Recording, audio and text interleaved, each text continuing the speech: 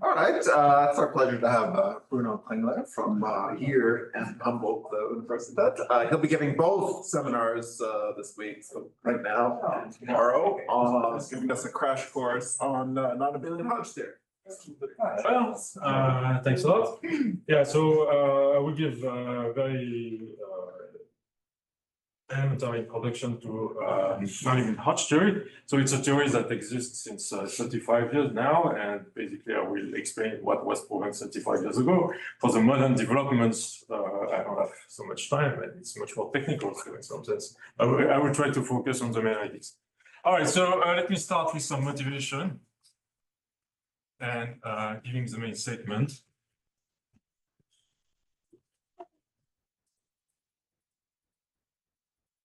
Right, so the motivation is classical Hodge theory. So basically, you start with X over C, a smooth projective.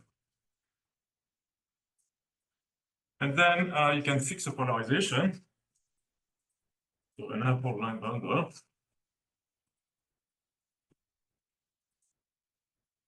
And out of this, actually, the theory will be mainly analytic. And this is one of the points of those lectures, to convince you that although the statements are very interesting to algebraic geometers, all the proofs come from complex analysis and PDEs.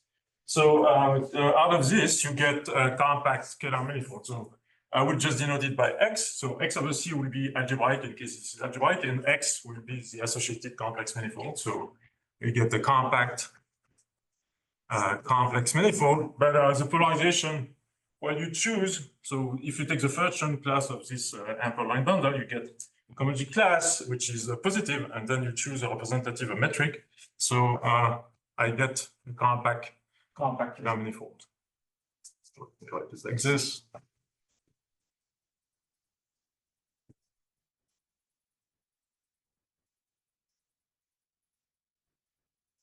All right, and then usual Hodge theory that was recalled, I think, by Ben in the previous seminars. By the way, you can already think that X is a smooth projective curve of genus at least 2. This is already a non-trivial in what I will say. So what is classical Hodge theory in its simplest instance?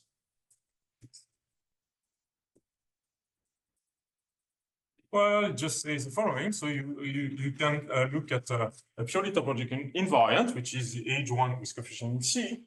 So let me write it B like Betty. You choose your favorite model, singular cohomology, cellular cohomology, sheaf cohomology of the constant sheaf. That's probably the best option.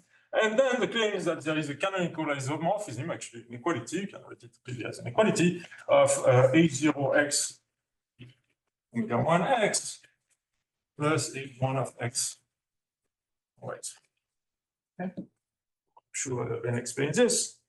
And so why is that remarkable? Well, this is remarkable because on the right-hand side, you have something which is purely topological. On the left-hand side, on the right-hand side, everything is holomorphic, right? So here I'm really taking holomorphic differentials, and this is the structure shift from the holomorphic structure.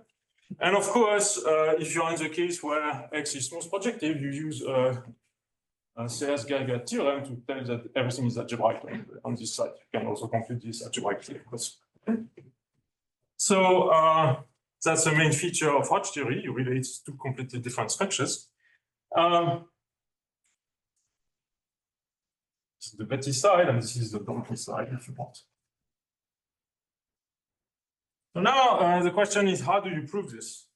So the first remark is that actually, as probably also Ben explained, there is no purely algebraic proof of this, or even purely holomorphic proof. What you can do, you can write a spectral sequence, the Hodge-Suderman spectral sequence, and you prove it degenerate. But the only thing that it would give you a filtration. So algebraically, or let's say holomorphically, you get a filtration, right? You get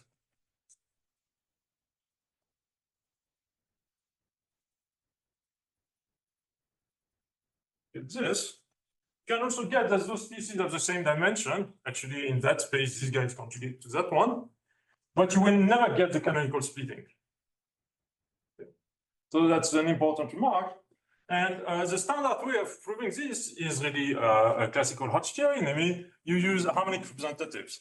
So what you do is that you write that this thing is actually isomorphic to what I will denote by AG1 omega. So you use the Keller metric. Here, everything is independent of the Keller metric, but now what you do is that you use the Keller metric to upgrade the cohomology classes into actual forms. So you choose forms using the metric. So this is the Durham.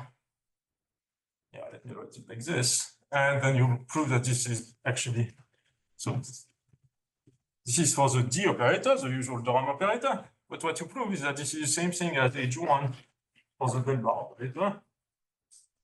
And then this one, I will naturally decompose it into those two pieces.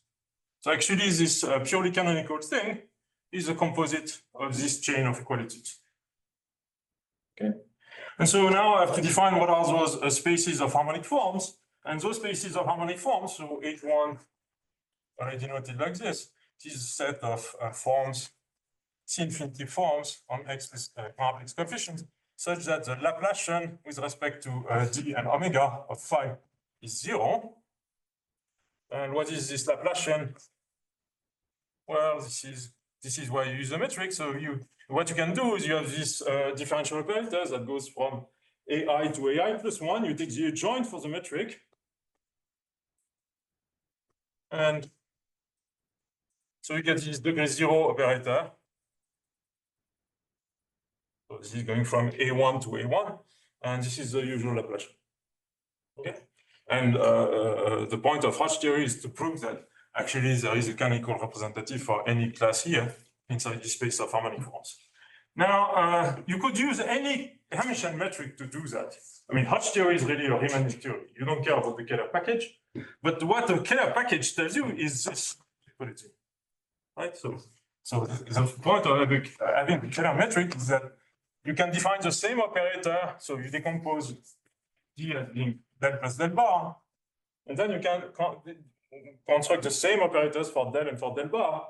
And the Keller thing is that if you start with a metric which is a Hermitian metric which is Keller, actually delta D omega is equal to 2 delta bar omega. Okay.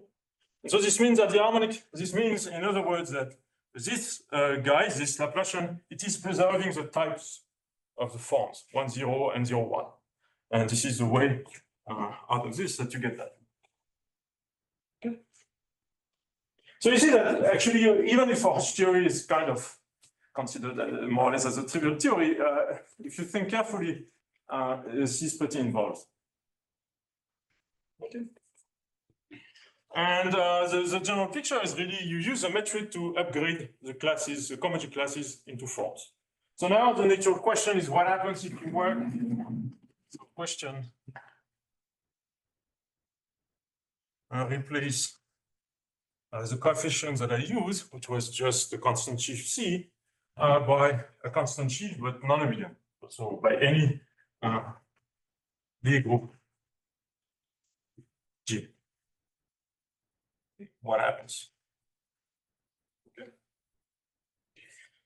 So to understand exactly this question, let me reinterpret this cohomology group. Of course, the point is that when you look at cohomology of varieties in degree 1, this is the same thing as cohomology of their fundamental group. So this is also the H1 of pi 1 of X with coefficient in C. And so by very definition, this is just on pi 1 of X to C. So now let's try to mimic this. So here I take H1 Betty of X with coefficient in G that I think as being, for instance, the sheaf cohomology of the constant group associated to G on X. And you get exactly in the same way that this is actually this. And now there's a subtlety. What is this H1 now? Now this is still on of pi 1 inside G. But now this is a hyperconjugation. So where when I take the quotient by G, this is by a global conjugation of the target. Okay. And of course, when the group is abelian, well, the conjugation does nothing because the group is commutative. But otherwise, you have this. So the first remark is that this is a nice space And the second remark is that this is a pretty disgusting space in general, right? If you take Gn and C, then you are taking a conjugation by Gn and C. You will have the quotient is, if you put the quotient topology, usually it's not separated. All right, so, but nevertheless, what can we say? So in some sense, the nicest case is when this group is compact. So, and so this was done when, this is the following theorem. So when G is compact, and for simplicity of the statement, let's just assume that G is a unitary group. Rank R, G of R. So you have the following theorem. So this is super classical, Narasimhan-Seychelles theorem. Seychelles. So it was proven in 65, and then it was generalized by Donaldson in whatever, I think it was in 82, and then the paper in 84, I think, 5, or 85, sorry, 85, 87. And then Becquerel, 56.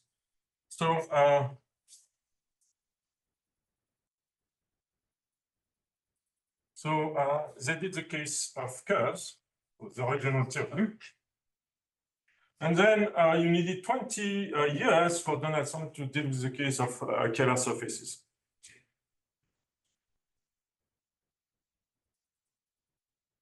So there is really a big gap in difficulties of passing from curves to surfaces. And then, of course, you can try, what you do is you try to do the general projective case. Well, what is a good point about projective varieties compared to general compact Keller manifolds is that you have a lot of hyperplanes. So you can use Lefschetz as hyperplane theorem. And the pi1 stays the same if you reduce to surfaces for a generic hyperplane. So what you can do is that you can try to reduce the general projective case to the case of surfaces. But to do that, you have to know that when you restrict, well, I will come back to that, there are some stability problems, and you need a serious result of Mehta and Ramanathan about passing stability to hypersurfaces. And then Uhlenbeck and Yao did the general case. So let me state the theorem now. The theorem is, let's look at the set of representations 1 by 1 of x to u of r up to conjugation. Okay, so this is my Betti side. And now I will have a theorem that looks pretty similar to classical Hodge theory. Namely, I will put this in relation. So maybe I erase this just so that we see something. Also, what do you mean by general case? General compact Keller manifold. But X is the smooth projective. No. Then I said that, yeah. Out of this, I get this. So everything works in the Keller setting. So what do I want? I claim that there is an isomorphism with a collection of objects which is essentially holomorphic up to some pretty interesting modification. So you will look at holomorphic vector bundles. And of course, when you are in the algebraic case, you can take algebraic by Gaga of rank R. So, and the construction is stupid.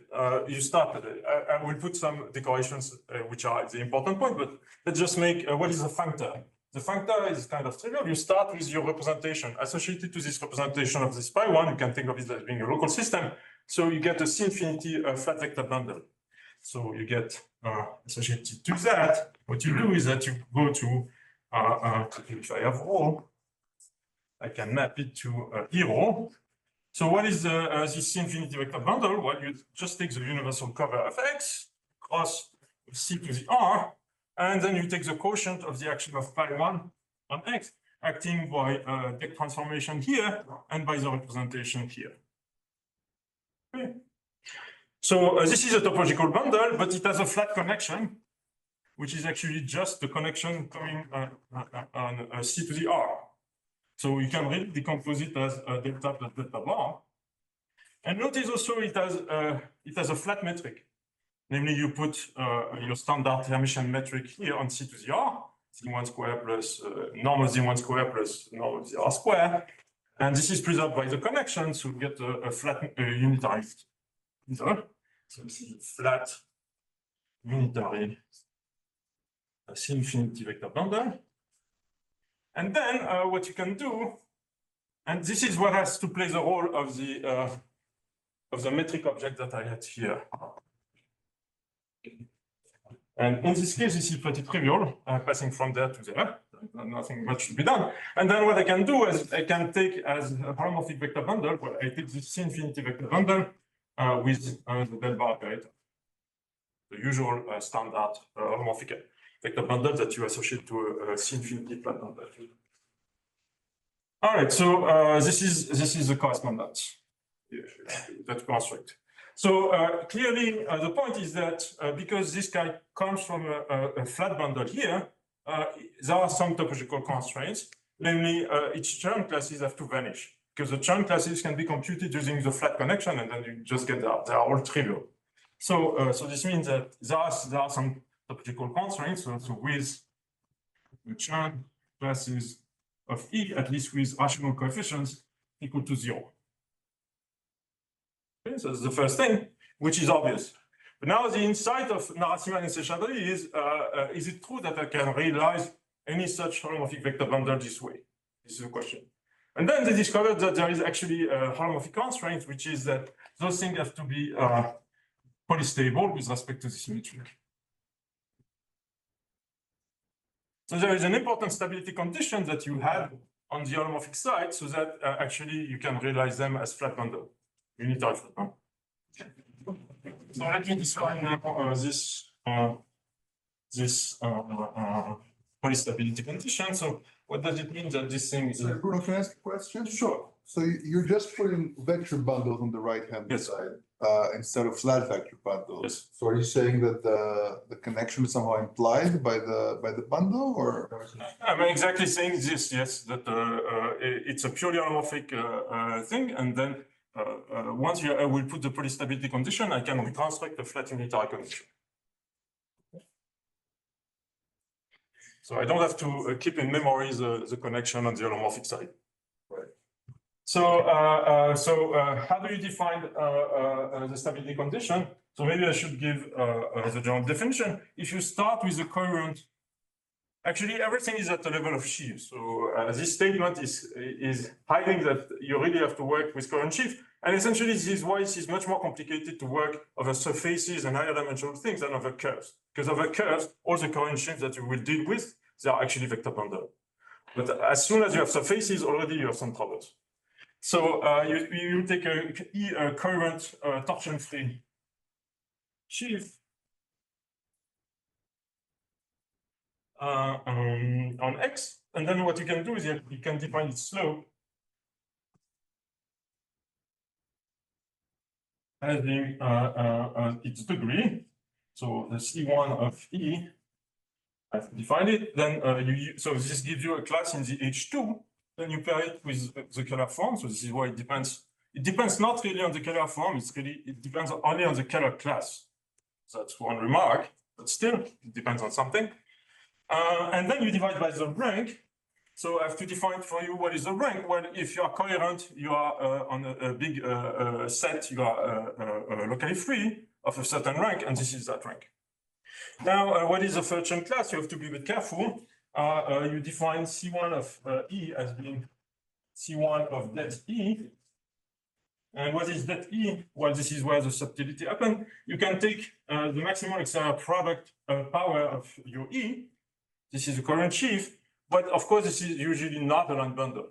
So what you do is that you take the value, and this will be a line bundle. Okay, so this is that. All right, and so you define this invariant. So this is called the omega slope.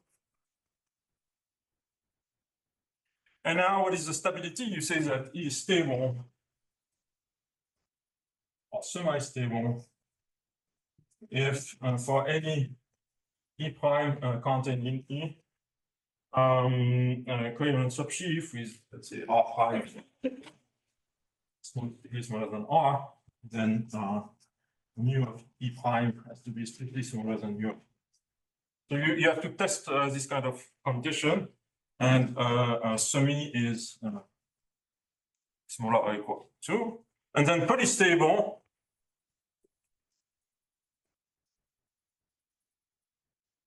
means sum of stables with the same slope.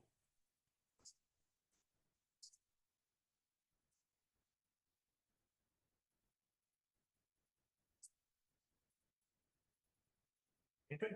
So if you try to compare this theorem to a classical Hodge theory, there are some, of course, the format is pretty similar, but of course, in classical Hodge theory, there was no topological restriction at all. Here, you already need this topological restriction. Actually, we'll see how to get rid of this if I go to the proof tomorrow. And then you are not essentially subjective. You cannot realize any holomorphic vector bundle with vanishing Chern classes. You need this polystability condition. Okay. So another remark is that this theorem tells you also that this condition is actually, if you work only with holomorphic vector bundles with vanishing Chern classes, rational Chern classes, is that this polystability condition is actually independent. Although the numbers you compute are different, the condition of being polystable is independent of the metric. Because the construction you see here, the construction is not passing through the metric at all, the vector bundle, or through the metric on the base. All right. So now I will not talk about the proofs today at all, but you can already guess that going from here to here, I already described you the functor. So the only thing that I have to check is that the result that I constructed here is polystable. This is not completely trivial, but it's not super hard, okay? So the really hard part is I start with such a guy satisfying my polystability condition, then I have to exhibit a unitary metric on the bundle stable under a connection. This is pretty tough. Okay, questions about that? So this is the case of compact groups. Of course, I could replace, if you want to work with any group in general, you have to write everything in terms of principal bundles rather than vector bundles. It can be done. It's a bit more technical to be written, so I didn't do it. Questions? No? All right, so now let's move to the general statement. So,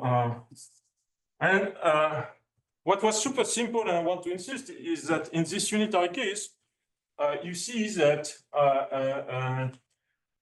going from this flat vector bundle to the associated holomorphic vector bundle, you really keep the same holomorphic structure. And for a general group, this picture will change drastically. So this was the main conceptual gap.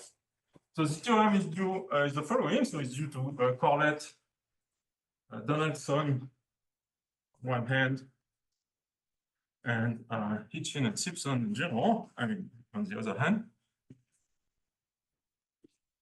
So it's all developed at the end of the 80s. So the theorem is following. So you take X compact Keller.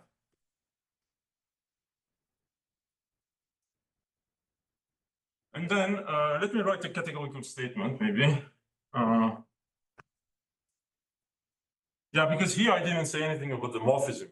And of course, there is something about the morphism, but let's just talk about it now. But I restrict myself to the semi-simple object. So category of semi-simple representations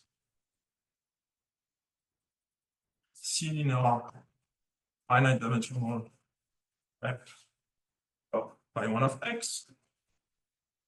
And then, so this is a purely topological object. And then what I can do, I will go to the category of mu omega polystable. And now you need an enrichment of holomorphic vector bundles, you have Higgs bundles.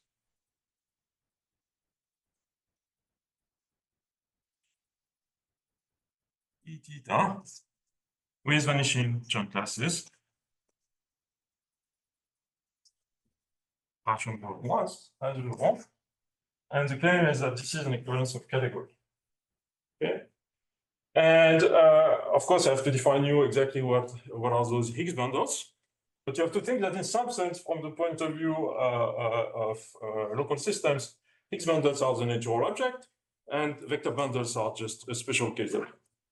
And again, the format will be the same, namely the true player in the picture will be a metric object. And this is the category of pluriharmonic. So this will be a metric object, pluriharmonic bundles on X. And so again, this equivalence of category, now everything becomes much more difficult. There is not a simple functor going from here to here. Actually, the natural functors, they go from this category of pluriharmonic bundles, so from the metric object, on the one hand to this category of topological objects, and on the other hand to this category of holomorphic objects. And these are the natural directions, and all the other directions are difficult. So coming from here to here, this is called a Donaldson. And coming from here to here, this is a Hitchin Simpson. All right, so blah, blah, blah. I want to say something more. And of course, usual thing, if X is algebraic, you can enrich everything. Everything is algebraic on this side.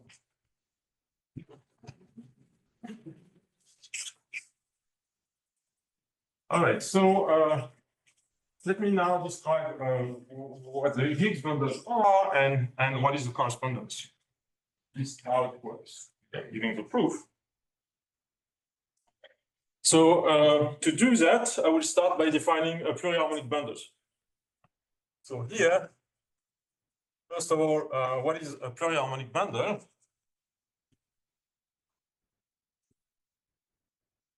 So actually, the right terminology. So usually people talk about harmonic bundles. I prefer pluriharmonic for a subtlety that remind me that there is a theorem in the background, which is a non-trivial theorem. So I would prefer to keep this terminology. This is a triple, very similar to that one, where this guy is a C-infinity vector bundle.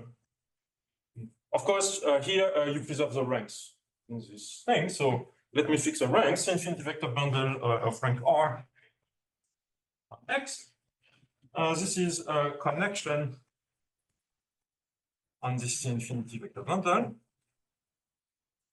And this is a metric, vanishing metric on this bundle. And just a remark is that this definition is completely independent. I mean, you could define it for on any complex manifold. You don't need a metric on the base.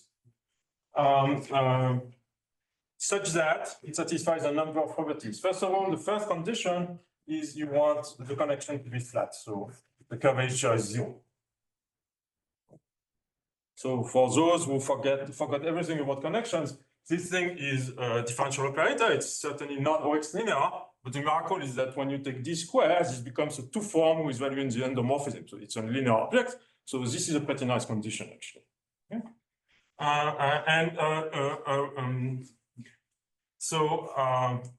Maybe I'll write this. So this thing is A2 of endomorphism of E.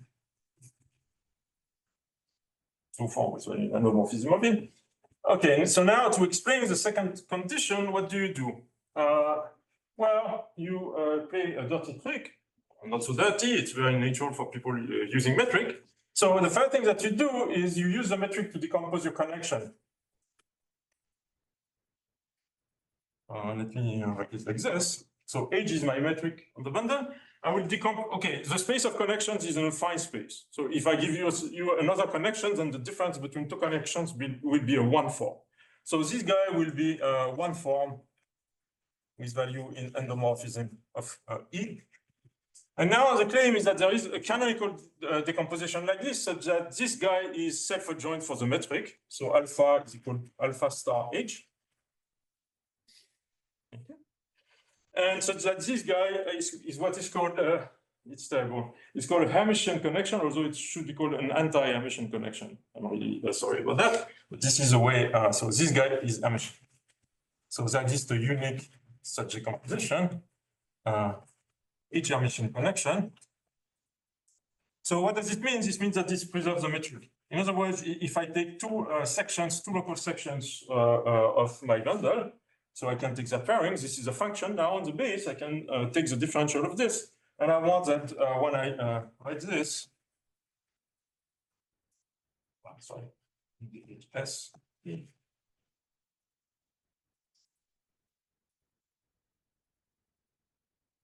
Okay, so this is the standard notion of Hermitian connection.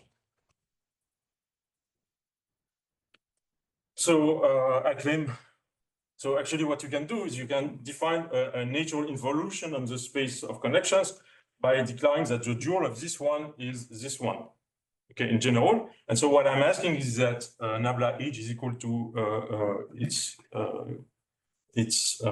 dual in that sense, okay?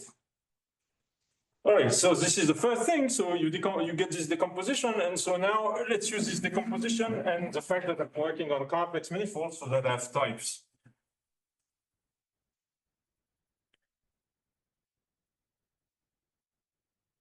So just a remark is that in the Narasimhan-Seychelles theorem, D is equal to nabla H. Alpha is 0.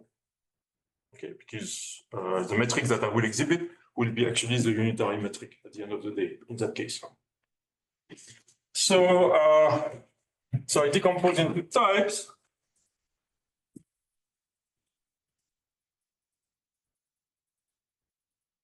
So what do I get?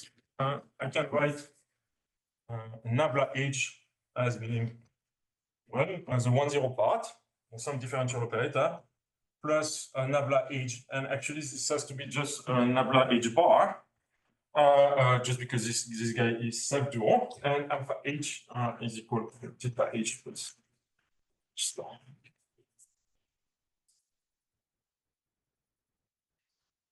So this guy is of type 1-0, this guy is of type 0-1, 1-0, 0-1. Okay?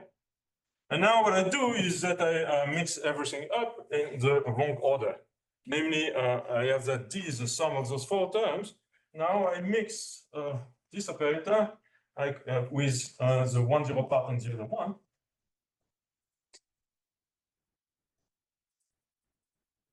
And I call this guy D prime H and this guy double prime H. Okay.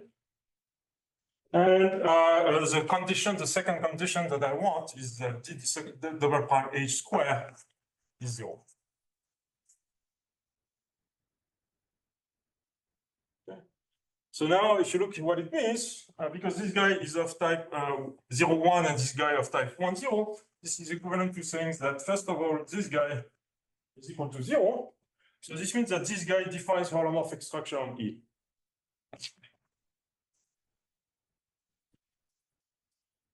I can look at a holomorphic vector bundle, which is this E with this operator.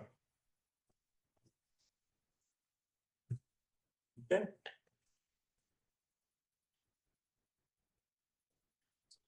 Plus, the middle term is that nabla H of theta is equal to 0.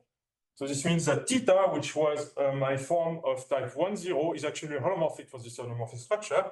This means that theta H belongs to omega-1 of endomorphism of this holomorphic bundle. Okay. And the last piece is the piece of type 2-0 when I take the square, and this is theta H, which theta H is equal to 0. Here.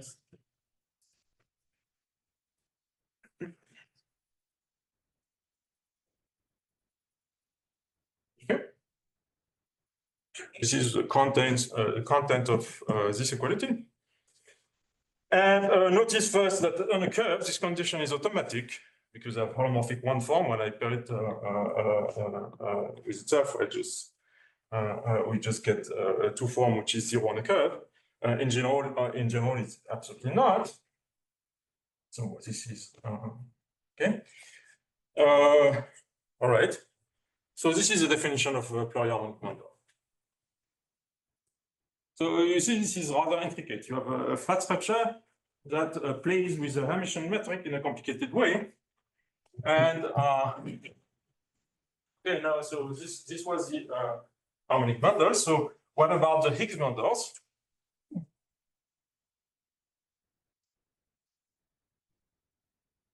Well, now you can guess what a Higgs bundle is out of this theorem. Out of this requirement of harmonic bundle. So Higgs bundle on X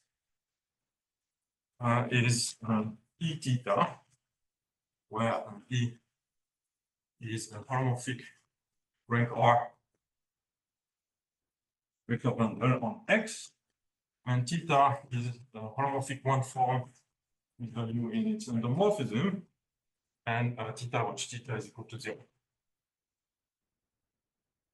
And now, at least formally, you understand the statement that if you have a pure harmonic bundle, so this is my guy EDH, then I can just forget the harmonic metric and I get a flat bundle, ED. So a flat connection, so I get a representation of the pi one. And on the contrary, I can decide that I forget about the flat connection.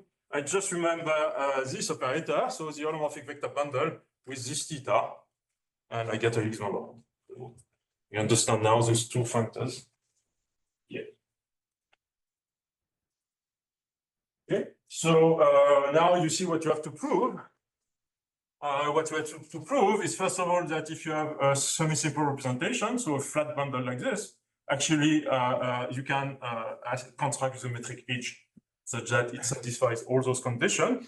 So the first condition is automatic, but now you have to look for a metric H such that this operator, which of course I should have written depends on H, L square 0.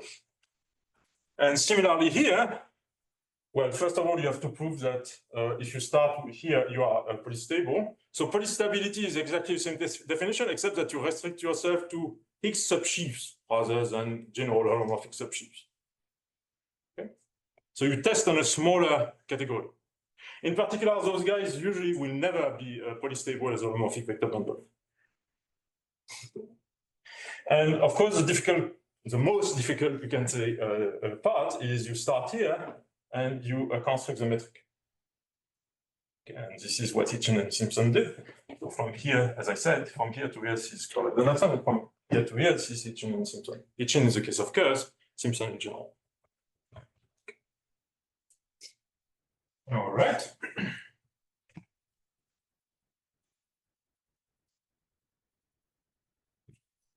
And let me emphasize again that now things are super tricky because you have two natural holomorphic vector bundles in the business.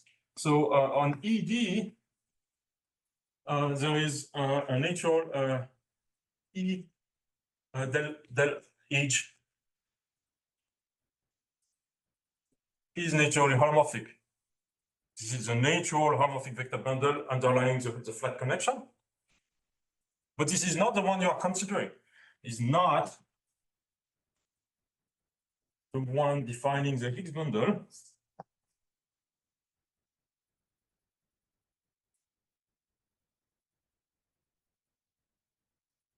And in general, on E, the Higgs bundle E, where, which is E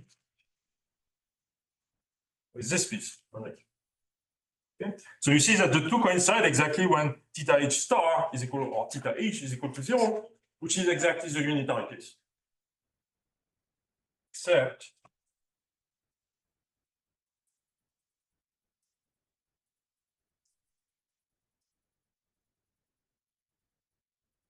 okay.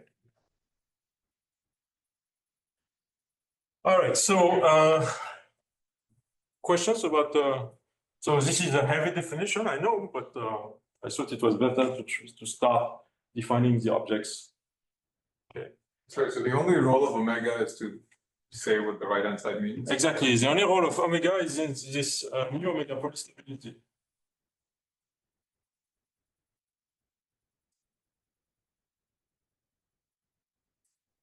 So where is G in this picture? The group. Here I was working, sorry, I was working with GLR. G is equal to GLRC. Well, I wrote, this is GL infinity C, so I wrote it because I didn't fix the rank, but if you fix the rank, you have GLRC.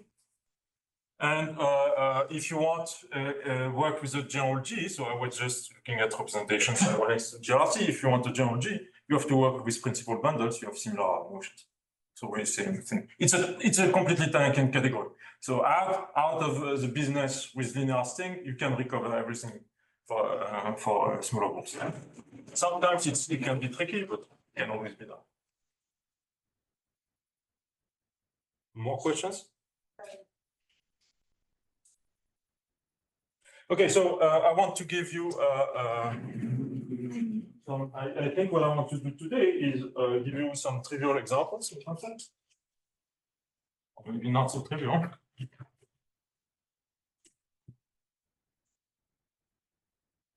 Sorry, how does semi-stability play into this picture? Sorry? How does semi-stability play into these two objects on the Here, it's here, the polystability. So the condition is this. and on the center one? On No, it's not. So the Fourier harmonicity is exactly equivalent to the polystability. That's the point. Yeah. More questions? Does Crowlett-Donaldson need the Kähler metric even if it's not using it, or is it true? Sorry. Does Crowlett-Donaldson, is that R Kähler? You need Kähler. I will explain why. Definitely, you need Kähler. It's always the same business. I should have remarked. Yeah, I didn't make this remark. Even for classical Hodge theory, suppose I fix two different Kähler metrics on my manifold, so I would get different harmonic representatives. But then you still have to prove that I was saying that the map was independent of the source of the metric. The way I did it was I start with Betty, I go to harmonic forms, I go to holomorphic stuff. You have to prove that actually whatever the choice, the composite gives you the same thing. If you think about it, this is a Del-Bar lemma and shows you that it works. So you really need the Kähler property. In my mind, Del-Bar lemma is equivalent to Kähler. Although it's not true, but okay. Okay, so maybe a simple main example, and why this is relevant for algebraic geometry. Well, these are the complex variation of Hodge structures, and in particular the Z variation of Hodge structure. So algebraic geometry basically they know only one kind of local systems, and these are supposed to be the most important one, of course. The picture, which are the ZVHS. So suppose, for simplicity, that Y2X projective smooth morphism. So already you see that the theory is not so nice. When X is projective, usually there are very few such morphisms. So it would be much nicer to have X quasi-projective, and the theory exists. But okay. So today everything is projective. Then what you can do is you can take the families of the cohomology of the fiber. So you get this local system. So it corresponds to a certain representation of pi 1 of X. And out of this, you get ZVHS. So maybe I will not recall the definition of ZVHS, but go directly to CVHS. So this is on X. This is a quadruple. Well, actually, the way I wrote it, it's not a quadruple. So it's a local system, a C-local system of finite rank. Then what I do is I'm asking that when I tensor with C-infinity functions, yeah, I did write it this way, okay? This C-infinity vector bundle has a canonical direction decomposition indexed by integers. Of some bundles that I will denote by VR. And now there are a number of properties such that first of all, for any PQ in Z, if I look at FP V, which by definition is the direction for R larger than P of the VP, of the VR, sorry, then of course it's contained in V, which is in V tensor Cx of X, and I'm asking that this is a holomorphic subbundle. So I start with a local system, I construct a flat holomorphic connection on it. This is this holomorphic vector bundle. I'm asking that the filtration defined by this graduation is actually holomorphic. And if I can define another filtration, which I denote by F bar, although this is not a conjugate in general. But you can define it as being the sum for R larger than minus Q of VR. And so now this is contained in the conjugate, this guy, V bar. And what I'm asking is that this is holomorphic for this conjugate structure. Or if you prefer, this guy is an anti-holomorphic subbundle of this one. Okay. So this is the first condition.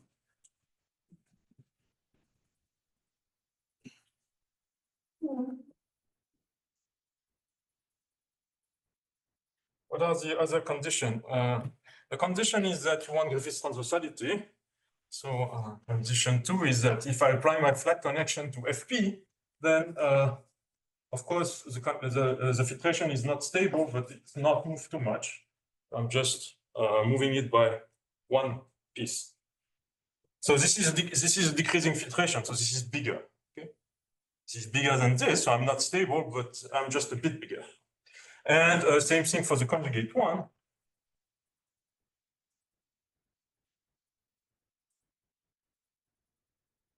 Okay. And finally, and this is crucial, I'm asking that there is a polarization. So in this situation, this is just a Hermitian form H on the C infinity vector bundle, which is flat for my flat connection, flat for D, and which makes my direct sum orthogonal. So each piece is orthogonal to the other for that metric. So let's call it H orthogonal. And now there is a positivity condition, like for ZVHS, which is that -1 R each is definitely positive on VR.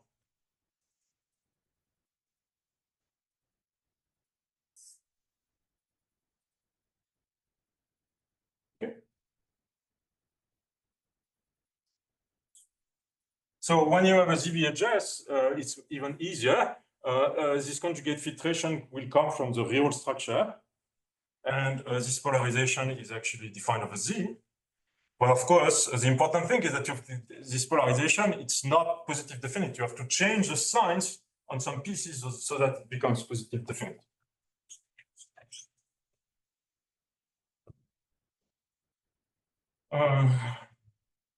Okay. And so now I claim that in this situation, you have a natural pluriharmonic bundle. And so you have a natural flat connection and you have a natural Higgs bundle. So of course, your flat connection corresponds to some representation, finite dimensional representation, which is the mode Romney of your local system. Then what is actually your pluriharmonic bundle? Well, you take its natural flat connection, and now what is the pluriharmonic metric? It's just what usually in algebraic geometry you call the Hodge metric, namely the direct sum. The thing that is definite. So the polarization is flat for D, the pluriharmonic metric is not, but this is the way it is already in the general situation. And then what is the Higgs bundle? Well, in this situation, this is where everything is nice and not too subtle, is that the Higgs bundle is just a graded.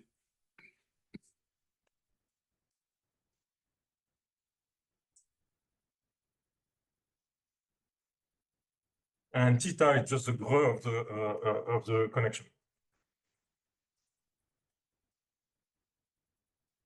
So from that point of view, you see CVHS are just an algebraic way of constructing some harmonic bundles. This is some kind of a miracle. You have a polarization which is flat, and out of this, you construct directly the polyharmonic metric just by changing the signs on some pieces. But in general, there would be nothing like that. It would be much more partial differential equation. All right, so this was, in some sense, the main example of interest to algebraic geometers. So now let me give some corollary, which is also of importance.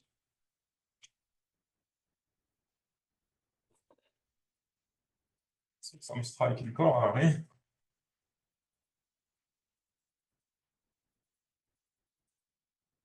A corollary is the following. Suppose you have X compact Keller, and you take any morphism from a compact Keller manifold Y to X, which is How unique is H? it will be completely unique. Up to multiplication by a scalar. You take a proper morphism from another compact Keller manifold, okay?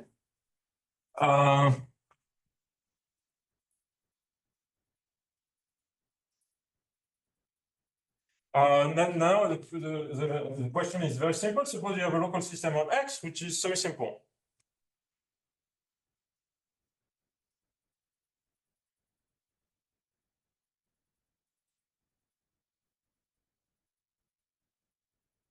Okay, so I am in the situation of applying my correspondence. I know that this corresponds to a polyharmonic metric in this thing. So what I can do, I can pull back this bundle, and the pullback of a polyharmonic metric is automatically polyharmonic. And so when I go to Y, I get a polyharmonic bundle on Y, and so I can push down, and this tells me that I'm still semi-synchronous. Then F star rho from pi 1 of Y to GLRC is still semi-synchronous.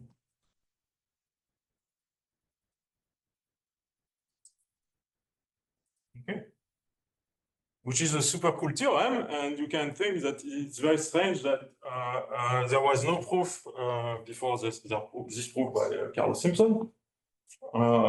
It's a very natural theorem, and I don't think there is a purely algebraic proof in the category of D module. At least I don't know one. So I had a long fight with Hélène saying, okay, so there is an algebraic proof if you allow to go to characteristic P in the algebraic setting. Okay, but I don't know a proof using only D modules in characteristic 0. And as I said, this is really trivial. Just pullback of harmonic is harmonic. Is it proof? Who won the fight? What happened in the end? There's a proof. Nah, man, maybe I was not careful enough insisting that I wanted to stay entirely in characteristic 0. But for Hélène, it's a second nature to go to characteristic P. Oh, but there is a proof. For her, going to characteristic P starting from characteristic 0 is staying in characteristic 0. But okay, it's that's not a serious fight. Okay, so what time is it? Okay, so what I want to do, maybe I thought it would be good. So it's a lot of words, right? I realized I was going pretty fast. So tomorrow I want to give not the proof. I will indicate what kind of PDEs you get and what is the general strategy to solve them. But of course, it will not be a detailed proof. It will just take too much time. So what I want to do now is just go to the trivial case, really trivial. And nevertheless, you will see that something happened. So what is the trivial case? The trivial case is you take a rank 1 line bundle. So I'm not even in a truly non-abelian setting. I'm working with C star, which is really very abelian. But nevertheless, the correspondence is already non-trivial. So that you can get an idea of what you have to do. So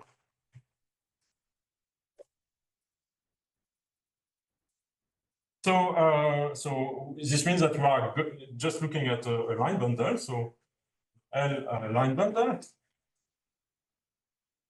And the first remark is that because you have a line bundle, the theory will completely simplify. Why? Well, if you remember, this theta is a one form with value in the endomorphism, but the endomorphism of line bundles is a trivial bundle. So the problem will completely decouple.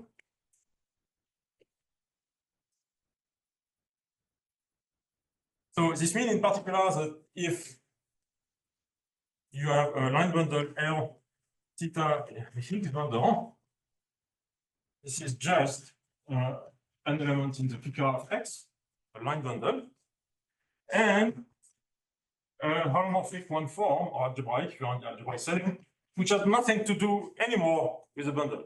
So the situation should be super trivial. You have decoupled your equations. Okay.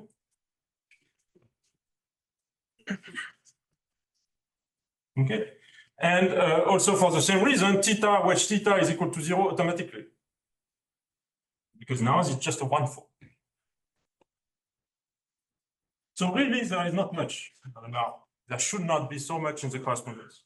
Okay. So nevertheless, let's try to understand what we have to do. And let's go to so what I want to explain, I think, is the case. Let's do even the simplest part of the correspondence, which is from flat to harmonic.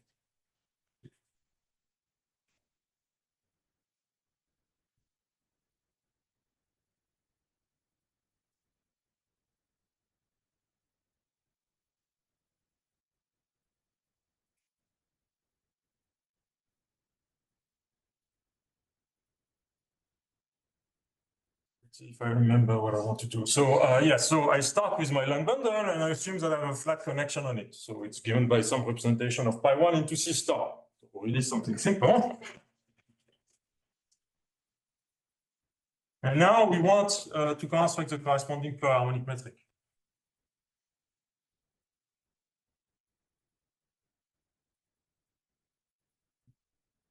Which is comprised by the theorem.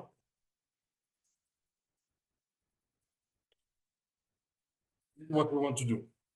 So, well, we follow the procedure, right? The procedure was, suppose I have a metric, let H be any metric, any Hermitian metric on N. So I repeat the procedure. I can decompose this with the Chern connection for that metric on my well, not sure, on my line bundle plus alpha H, and so I can decompose it further.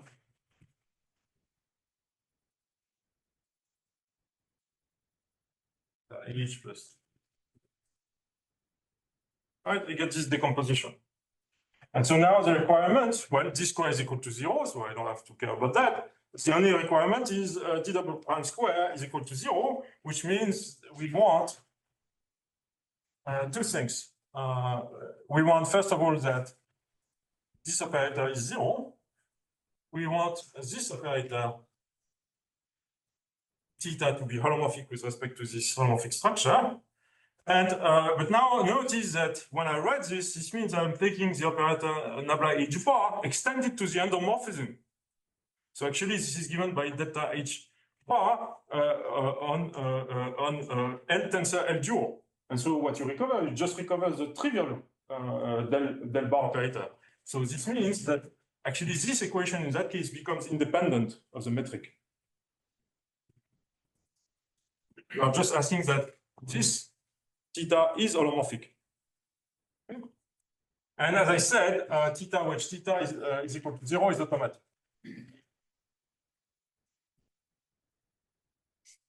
So you see that on the system, first of all, you have drastically, on those three equations, you have drastically simplified. This one does not count. And this one does not see the metric. It counts, but it does not see the metric. And so the only serious thing that you need is that this guy has square 0. So now notice the following is that if you write the fact that the connection is flat, so 0 is equal to t square, what do you get? You get nabla h plus alpha square, so you get nabla h square plus nabla h of alpha plus alpha wedge alpha. And this thing is actually nabla h squared plus, again, d alpha. So this one is automatically 0, as we saw. But again, this one is d alpha. And now I have this equation, which is equal to 0. But this is the Hermitian part. So in all this business, when you have vanishings, you have to think, what is the 1-0 part, the 0-1 part, what is the Hermitian part, what is the anti-Hermitian part? So this is the Hermitian part, and this is the anti-Hermitian part. And so this means that both of them have to be 0. So what you get for free also is that out of the flat connection, you get was alpha h, sorry, I forgot something somewhere. You get that those things are equal to 0. And so out of this, what do you get? Well, you see that actually this first equation is also trivial. Why? Well, because this guy is 0, but this is just the 0-2 part of it. And so this is 0. So we are in a super degenerate situation, right? You see that the condition at the end of the day is I fix any metric h. I'm looking for a metric so that in this canonical decomposition associated to the metric of my flat connection, this guy is holomorphic. That's it. Nothing more. All right, so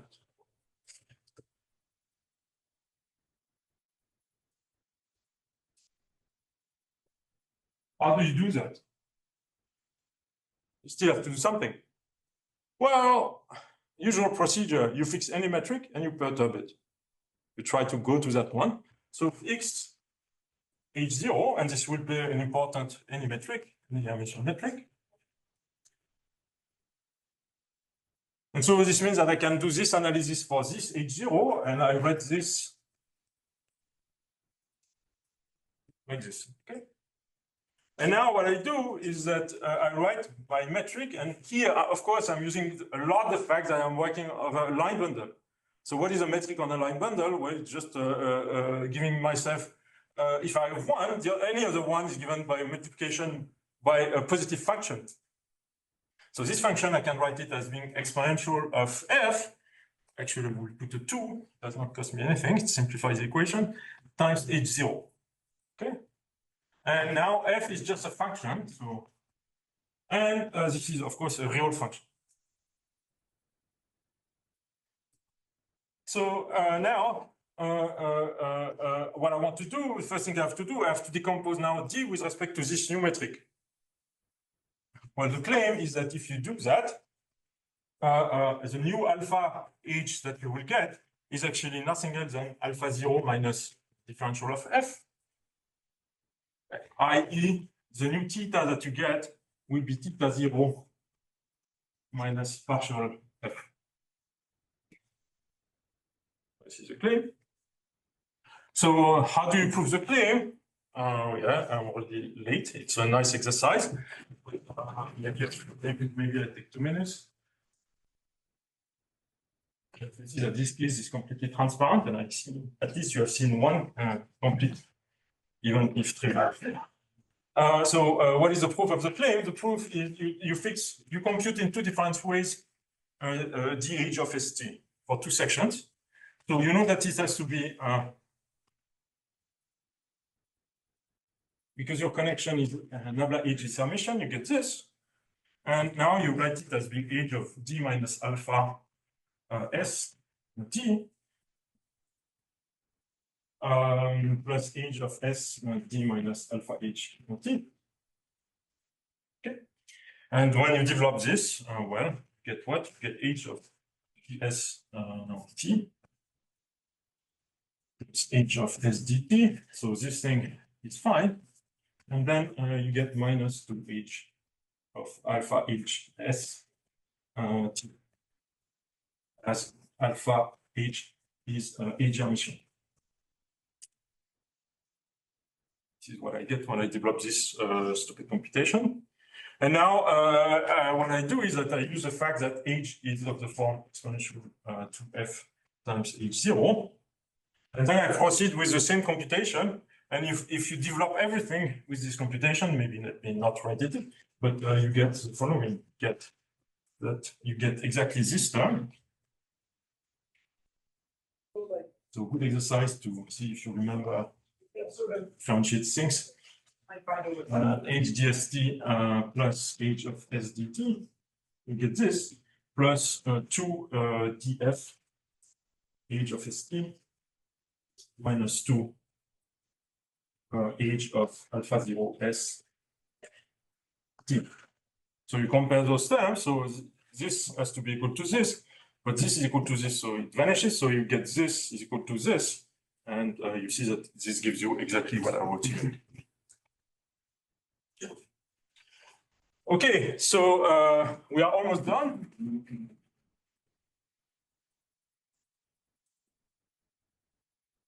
So this means that whatever the function f I've chosen, I know how to compute this theta, this guy.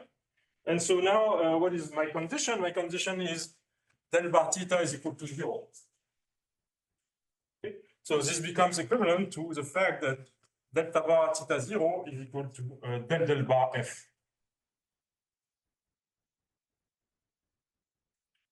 Okay? But now notice the following, that del bar theta 0 is equal to minus del of theta 0 bar. So this means that actually this form here is both del bar exact and del exact. The third thing. And the second thing is that it is closed for D.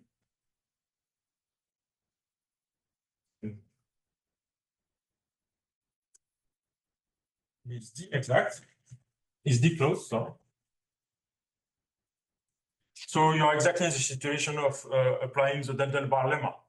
Del bar lemma tells you that if you have a form which is exact for those two operators and closed for the sum, then actually it is del bar exact. So this means that there exists an f such that del bar theta 0 is del bar del f, and f is real because we write all the details, as you can check that I del bar theta 0 is real. And so this is the f you were looking for. And of course, this is unique up to a constant. That's it. Let me stop here for today.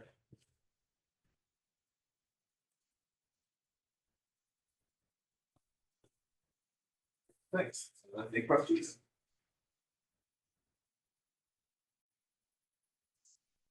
So I wanted to ask what. It was crystal clear. Yeah, I think people are just waiting for tomorrow. No, this characteristic P proof and the semi-simplicity thing, how does that work? We'll have to remember the proof. You can ask Baga. I'll give it. Okay, I have to check. So this is doing. Hmm? This is like in V2. Well, she applies some techniques from V2, but yeah, but This category of pluriharmonic harmonic bundles, is there any kind of algebraic realization of that without using these two correspondences? Can I think No. of it a priori? No. Okay. no, it really depends on the metric. So what I want to do tomorrow is, not, of course, as I said, I'm not going into a technical talk where I would try to give at least some hint why you are here, you get polystability. This is easy. For the converse, I will show you how you get the equation and what is the general strategy for proving it. But Karen Runbeck should be around. She can explain this much better than I do. Anyway, but the general idea is really to try to explain you that this idea of pluriharmonicity, this is really something very general in many areas of mathematics. And this is rather what I want to emphasize tomorrow. So harmonic maps and this kind of stuff. How you relate topology to metrics using this idea of harmonic maps. And this is exactly one incarnation here. That's one thing. Then I want to talk a bit about moduli spaces, but I think I have only 2 hours, so I don't have much time. For those interested, I can talk more, but whatever. Okay. Yeah, good to leave us on a cliffhanger. All right, any other questions? Are there settings where you can go from left to right without passing from the to the harmonic? Well, this is in some sense what I said, only the case of unitary groups. Only this one. Because you see, I mean, this is really tricky. You are changing the underlying holomorphic structure, so you have to control how you do that. And you are really doing it as soon as you are not a unitary. So were you saying that there's a version of this for somewhat more general non-compact G, but maybe it's in terms of principal bundles or? Yeah, exactly. So you can state you fix any G reductive of a C, algebraic group reductive of a C, and then you will get the same correspondence, but using principal G bundles. So you have to define what are principal Fourier harmonic bundles. This means that you have a connection, you have a reduction to the maximal compact of that group, which is more or less canonically defined up to conjugation, and that once you have this one, you get a Fourier harmonic map, and the sense I will explain tomorrow.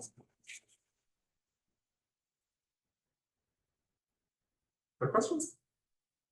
All right, thank you again.